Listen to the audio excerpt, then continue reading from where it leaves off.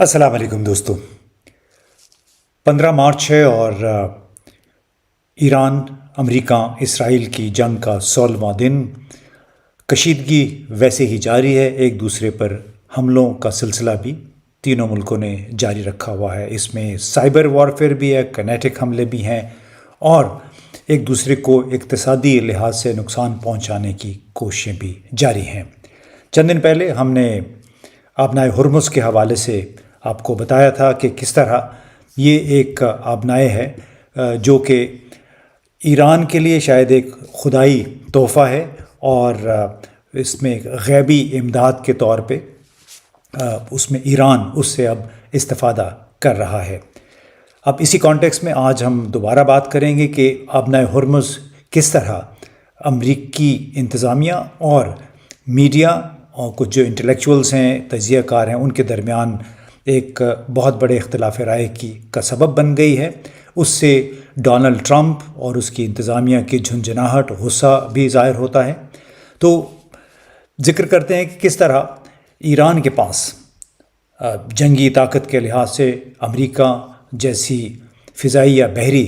बरतरी तो नहीं है, ना ही वो मैच कर सकता है इसराइल की फ़ायर पावर का, क्योंकि इसराइल और अमेरिका की फ़ायर पावर बुनियादी तौर पे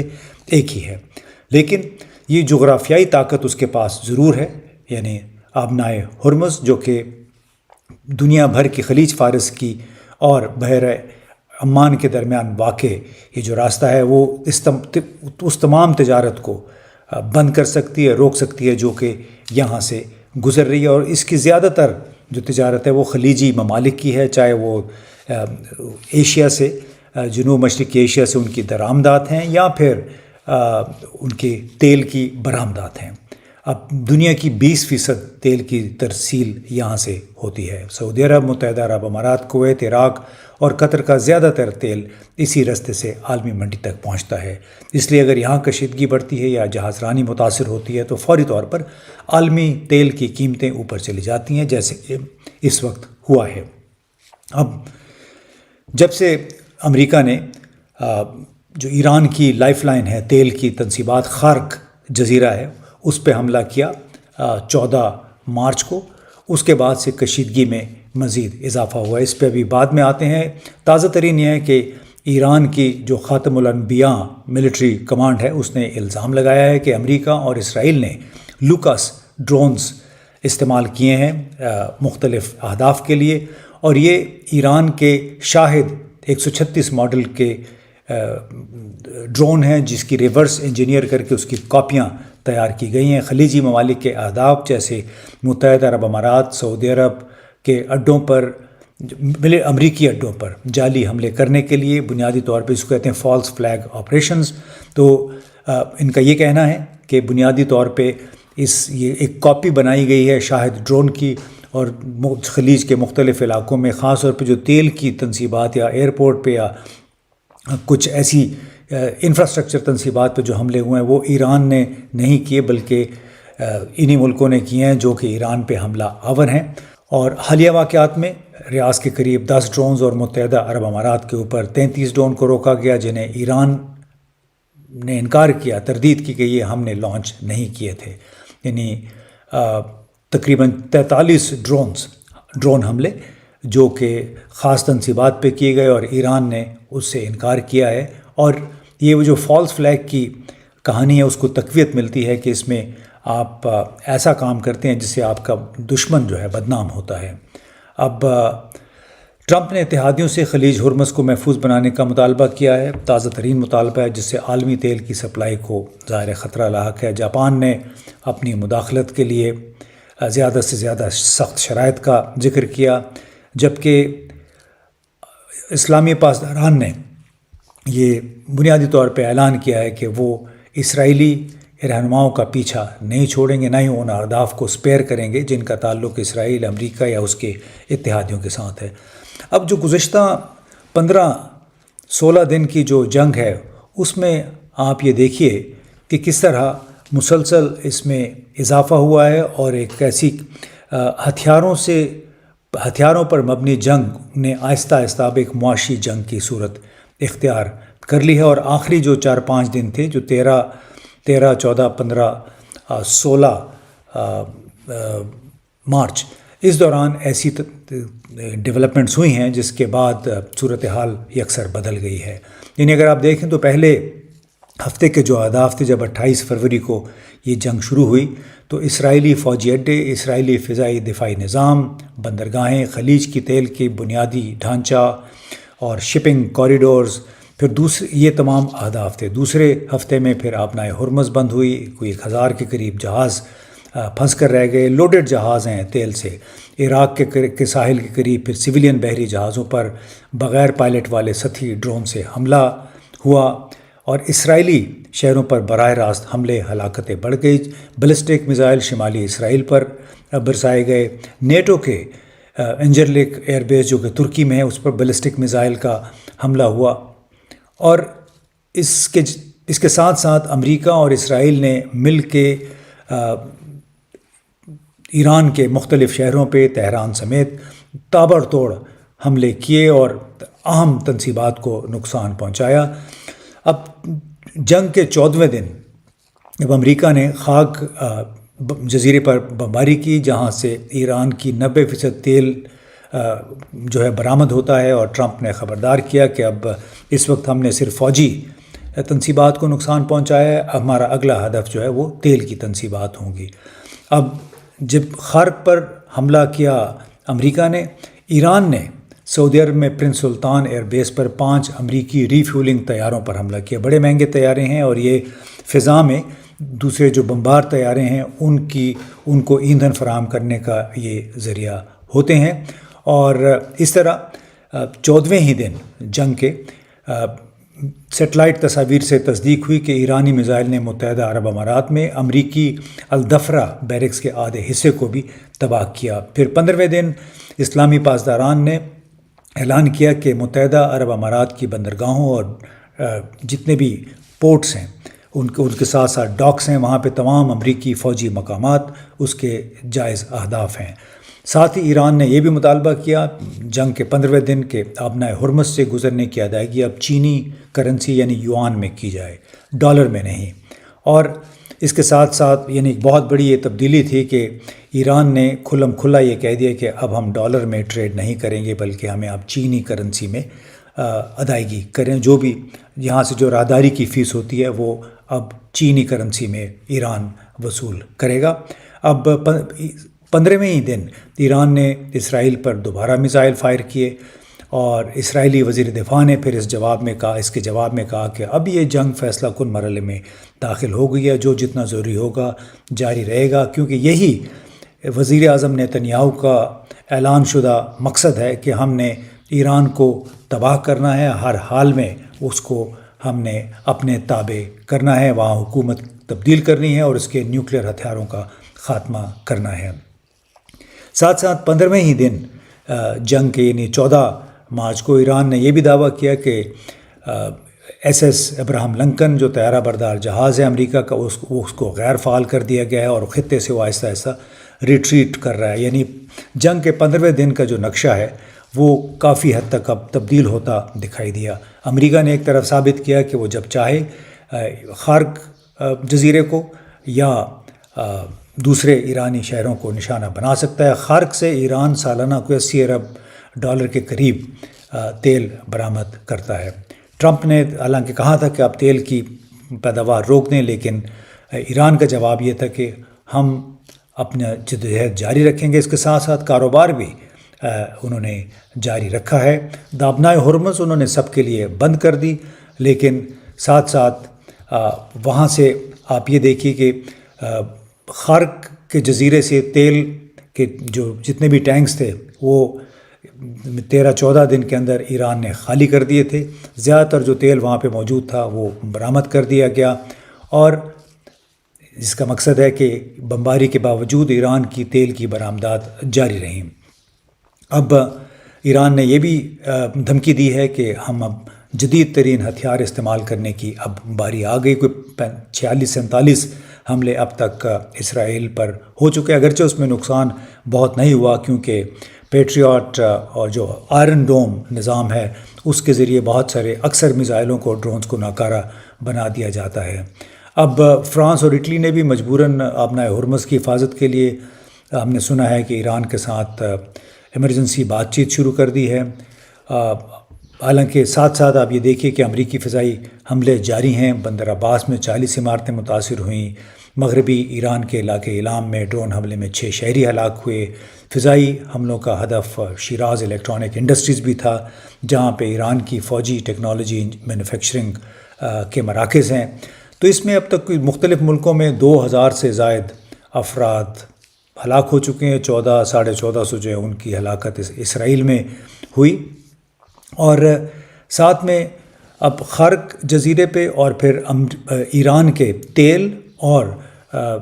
پانی water filtration plant desalination plants جو ہیں اس پہ حملوں کے بعد اب اسلامی پاسداران نے اس جنگ کے 15ویں دن یعنی 14 مارچ کو اعلان کر دیا کہ امریکی جتنے بھی ادارے ہیں خلیجی ممالک میں وہ اب ان کا نشانہ ہوں گے۔ اس میں کون کون ہیں؟ لاکہیڈ مارٹن ہے، امان ملٹری لیزاں آفس ہے اس کا ابوظہبی میں، گلوبل مارکیٹ، بوئنگ امان ڈپلومیٹک ایریا میں ان کا دفتر ہے، دبئی ساؤتھ ویژن ایویشن، پھر Microsoft, Oracle, Exxon Mobil, Citi group, Amazon web services, NSO group, KKR، Boston consulting group, Bain and company اور ٹریک فیگورا۔ یہ تمام وہ ادارے ہیں جو براہ راست جن کا تعلق امریکہ سے ہے، اور اس میں مالیاتی ادارے، بینک اس کے علاوہ ہیں، اور ایران نے ان تمام کو اب رفتہ رفتہ ٹارگٹ کرنے کا، ہدف بنانے کا اعلان کیا ہے۔ اور خاص طور پہ ابوظہبی میں تو اور دبئی میں یہ شہریوں کو کہا بھی گیا ہے کہ اگر آپ کا گھر کسی بھی امریکی ادارے کے 1 کلومیٹر کے اندر ہے تو پھر آپ محفوظ نہیں ہیں۔ اب یہ تمام تر ایک ایسے امریکی صدر کی قیادت میں ہوا ہے جس کو امریکی بھی ذہنی طور پہ صحت مند نہیں سمجھتے ہیں، اور اس کی وجہ سے اب ہوا یہ ہے جس کا آغاز میں شروع میں ہم نے کیا کہ کس طرح امریکی انتظامیہ اور خاص طور پہ CNN کے درمیان ایک جنگ بھی شروع ہو گئی ہے، کہ جو حالیہ جنگ ہے اور اس میں امریکی کارروائی جو ہے جس کو آپریشن ایپک فیوری کا نام دیا گیا، بڑے اختلافات کا سبب بن گئی۔ امریکی انتظامیہ کا موقف ہے کہ ایران کی صلاحیتوں کو ہم نے کافی کمزور کر دیا، لیکن CNN نے ایک جو تازہ ترین رپورٹ کی ہے اس نے ایک طرف تو آبنائے ہرمز کے حوالے سے جو سیٹ بیک ہوا ہے امریکی پالیسی کو اس کو اجاگر کیا، اور یہ کہا کہ امریکہ نے بحری جہاز رانی کو ڈرونز، میزائلوں، بارودی سرنگوں یا چھوٹی تیز رفتار کشتیوں کے ذریعے جس طرح متاثر کرنے کی دھمکی دی ہے یا متاثر کر رہا ہے، امریکہ نے اس کو انڈر ایسٹیمیٹ کیا۔ امریکی انتظامیہ نے اس کا اندازہ نہیں تھا، اس پہ ہم نے پہلے بھی بات کی تھی کہ ان کو اندازہ ہی نہیں تھا کہ اس خدائی تحفے کے ذریعے ایران کس طرح امریکہ کو، اسرائیل کو اور جو جہاز رانی کی صنعت ہے اس کو ناکو چنے چبوا سکتا ہے۔ یہی وجہ ہے کہ امریکی حکام خاص طور پہ پیٹ ہیگسیت وزیر دفاع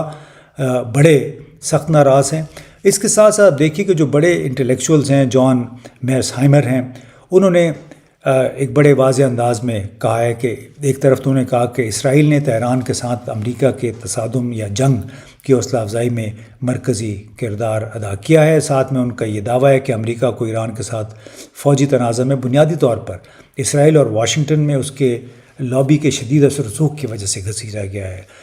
میئرسہائمر کا یہ بھی کہنا ہے کہ اگرچہ ایران کو ایٹمی ہتھیار حاصل کرنے سے روکنا ایک مشترکہ مقصد ہے، حکومت کی تبدیلی جیسی پالیسیاں اسرائیلی مفادات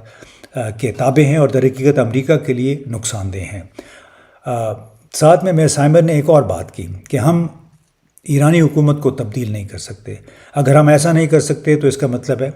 کہ یہ ایران کے جوہری ہتھیار حاصل کرنے کے عزم کو مزید مضبوط کر سکتا ہے۔ اس کا مطلب ہے کہ ایران مزید قوم پرست، نیشنلسٹ، انتہا پسند ہو جائے گا۔ اسرائیل کے لیے یہ زیادہ بڑا خطرہ ثابت ہوگا، اور اس کا مطلب ہے کہ ایران کے ساتھ تنازع جاری رہے گا۔ دوسری طرف امریکی پروفیسر جیفری زیکس، ان کا یہ کہنا ہے کہ اسرائیل کا جنگی نظریہ یہ ہے کہ بس اپنے مخالفین کو مارو، شہریوں کو مارو، عورتوں بچوں کو فنا کر دو۔ وہ اب لبنان میں بھی یہی کر رہا ہے، اور ایران کے تہران پر جو کارپیٹ بامبنگ ہے،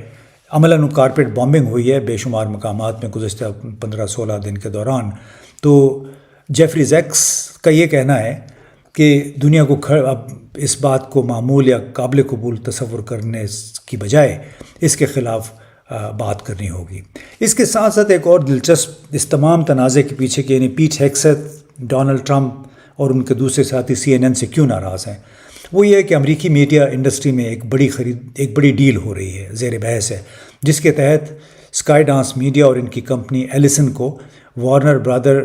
ڈسکوری ممکنہ طور پر خریدنے کی کوشش کر رہے ہیں۔ بنیادی طور پہ جو وارنر برادرز ڈسکوری ہے اس کا سودا ہو رہا ہے، اسکائی ڈانس میڈیا کر رہا ہے،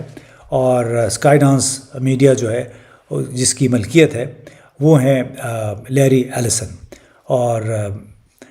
ٹرمپ کے قریبی ساتھی ہیں، اوریکل کے بھی وہ بانی ہیں اور ڈونلڈ ٹرمپ کے بہت ہی قریب ہے۔ اسی لیے ناقدین کو خدشہ ہے کہ اگر یہ وارنر برادرز کو خرید لیا اسکائی ڈانس میڈیا نے، تو اس کا مطلب ہے کہ وہاں پہ جو ایک تنقیدی آواز ہے امریکہ کے اندر وہ بھی پھر خاموش ہو سکتی ہے۔ اب یوں یہ معاملہ جو ہے صرف ایک خبر یا ایک رپورٹ کا نہیں ہے، بلکہ 3 کہانیوں کا ملاپ ہے، یعنی ایران کے ساتھ جنگ کا بیانیہ، امریکہ میں حکومت اور میڈیا کے درمیان بڑھتی ہوئی کشیدگی، اور عالمی میڈیا کی ملکیت میں ممکنہ بڑی تبدیلی۔ اسی لیے ابنائے ہرمز کی صرف ایک جغرافیائی حیثیت نہیں ہے، بلکہ آج کی عالمی سیاست، توانائی اور اطلاعاتی جنگ کا ایک مرکزی سٹیج بن گئی ہے۔ یہ تمام تر کیوں ہوا ہے کہ امریکہ میں ڈونلڈ ٹرمپ برسر اقتدار ہے۔ اس کے بارے میں کچھ چیدہ امریکی شخصیات کیا کہتی ہیں۔ جیفری سیکس، یعنی دنیا بھر میں وہ مانے جاتے ہیں، ان کا یہ کہنا ہے کہ ڈونلڈ ٹرمپ نفسیاتی طور پر غیر مستحکم، باہمی اور ایک سائیکوپیتھ ہے، اور ان کا یہ خیال ہے کہ ٹرمپ اپنی پالیسیوں سے تیسری عالمی جنگ کی دعوت کی راہ ہموار کر رہے ہیں، اور وہ غیر قانونی اقدامات کی نمائندگی بھی کرتے ہیں۔ جیفری سیکس کی نظر میں ٹرمپ اقتصادی جنگ، تجارتی خسارے کے لیے دوسروں کو مورد الزام ٹھہرانے اور بدترین صدر کی حیثیت سے کھڑے ہیں۔ ڈاکٹر جل سٹائن کا کہنا ہے کہ ٹرمپ ایک بیوقوف شخص ہے جو یہ نہیں جانتے کہ وہ کیا کر رہے ہیں، جمہوریت کے لیے خطرہ ہے، اور نیتنیاہو کی جنگوں کے لیے جھک جانے والے۔ ان کے اور ڈیموکریٹس کے درمیان کوئی برائی ان کو کوئی فرق نظر نہیں آتا ہے ڈاکٹر جل سٹائن کو، کہ کیونکہ ٹرمپ جنگ پسندی، نسل کشی اور خود کو امیر بنانے کی اسکیموں کی نمائندگی کرتے ہیں۔ جان میرشہائمر ٹرمپ کو یک طرفہ ون سائیڈڈ کے ایک آنکھ سے وہ دیکھتے ہیں، جو امریکہ کے اتحادیوں سے نفرت کرتے ہیں، بین الاقوامی قانون کو نظر انداز کرتے ہیں، اور اسرائیلی اثر و رسوخ کی وجہ سے ایران جیسی جنگوں میں پھنس گئے ہیں۔ ٹرمپ بین الاقوامی اداروں کو تباہ کرنے، اتحادوں میں تنہائی پسندی، لیکن جارحانہ یک طرفہ طور پر کارروائیوں کی نمائندگی بھی کرتے ہیں۔ اور تازہ ترین ڈونلڈ ٹرمپ کا بیان تھا کہ انہوں نے ایرانیوں کی ایک لحاظ ہوگا کہ ان کے جینیٹکس پرابلم ہیں، کم تر ہیں، گھٹیا ان کو قرار دیا۔ یعنی انسان تصور کرتے ہیں کہ دنیا کی واحد سپر پاور ہے، اس کا صدر اتنی گھٹیا گفتگو کس طرح کر سکتا ہے، لیکن یہ ایک حقیقت ہے، ان کے اپنے کہے ہوئے الفاظ ہیں، اور اسی سے خدشہ یہ ہو رہا ہے کہ کہیں یہ شخص پوری دنیا کو تیسری عالمی جنگ کی طرف نہ دھکیل دے، کیونکہ اس کے اپنے خیال میں یہ نرگسیت پسند ہے، خود کو پسند کرتا ہے، اپنی منمانی کرتا ہے، بھلے وہ ٹھیک ہو یا غلط۔ اب اس صورت میں ہم دعا ہی کر سکتے ہیں کہ ان کے ارد گرد کے لوگ اور کچھ مغربی جو یورپی ممالک ہیں وہ ڈونلڈ ٹرمپ کو یہ سمجھانے کی کوشش کریں کہ دنیا کو تیسری جنگ میں نہ دھکیلیں، کیونکہ جو آپ کے مقاصد تھے ایران میں وہ آپ 3-4 دن کے اندر جو حاصل کرنا چاہتے تھے وہ تو حاصل نہیں کیے، لیکن اس کی وجہ سے پورا خطہ جو ہے وہ ایک اقتصادی کساد بازاری کا شکار ہو رہا ہے، اور اس کے اثرات کئی مہینوں اور سالوں تک محسوس کیے جائیں گے، خاص طور پہ ترقی پذیر ممالک میں۔ لہٰذا اس جنگ کا جلد از جلد خاتمہ ضروری ہے۔ معلوم نہیں کہ اسرائیلی وزیر اعظم نیتنیاہو اس کے حق میں ہوں گے یا نہیں۔ بہت بہت شکریہ۔